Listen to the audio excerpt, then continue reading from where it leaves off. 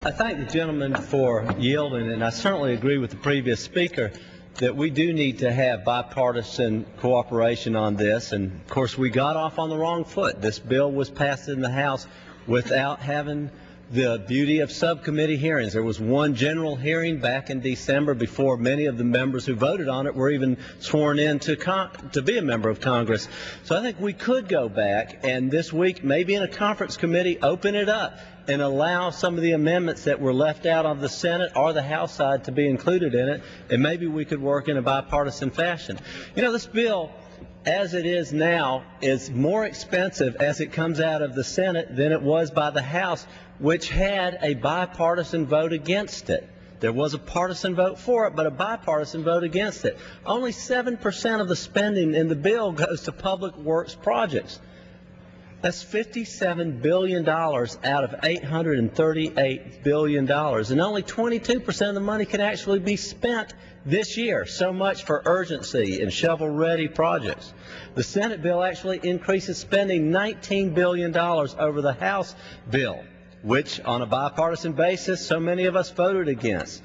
It creates all kinds of new programs, 32 new programs. Now, some of them were being stripped out by the Senate that the House put in there. It was good, but I've just found out about a new $100 million program to get new lunchroom equipment into schools. Now, maybe that's a good idea, but why can't that be done where it's always been done, on a local level? $100 million so that schools can buy new lunchroom equipment. There's also funding in there for the Department of Energy that actually doubles their annual appropriation in a stimulus package. There's even a grant in there to study privatization on American Samoa and the Northern Marianas Islands. What is that about? Have you read that language? I don't think anybody has. It's very peculiar. How did that get in there? And you know, this bill the president brags about has no earmarks.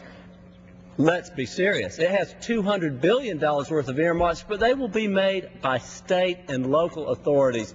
It won't be made by the Congress. At least when the U.S. Congress does earmarks, it gets posted on the web page and people can find out who requests it. But no, we're going to have phantom ghost earmarks to the tune of $200 billion.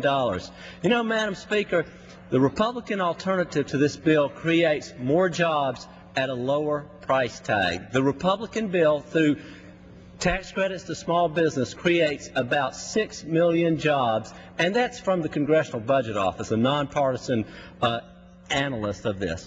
The price of the Republican one is about $400 billion. We stand ready to work with the president and work with the Democrats on a good bipartisan package, because we think doing something is the right move. But this package deserves a no, and I yield back the balance of my time.